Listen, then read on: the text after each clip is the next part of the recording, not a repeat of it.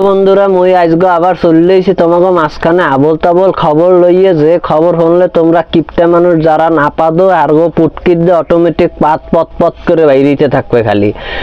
আমি বান্না চাচা চলো পার্ট ওয়ান আজকে শুরু করি। হ্যাঁ, গতকালকে একটা পেলেন 50টা গরু ও 10টা পিঁড়া লইয়া সাগরের মাঝখান দিয়ে উড়ে যাওয়ার সময় পুরান একটা এয়ারপোর্টের মধ্যে 100 গজ পানির ভিতরে ডুবে যায়। যেখানে ডুবে যাওয়ার পরে 10টা গরু ও 9টা পিঁড়া আহত হয়। বাকিরা সবাই তিমি মাছের প্যাডের মধ্যে যাইয়ে নাস্তা করার চিন্তা ভাবনা করে।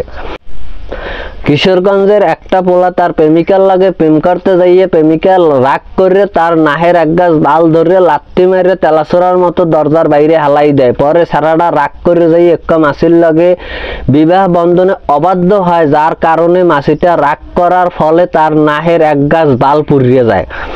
3 নম্বর খবর, পট্টখালীর একটা বিড়ালকে একটা মাসা দর্শন করার ফলে বিড়ালটার প্যাডে একটা কুত্তার ছাও জন্ম নেয়।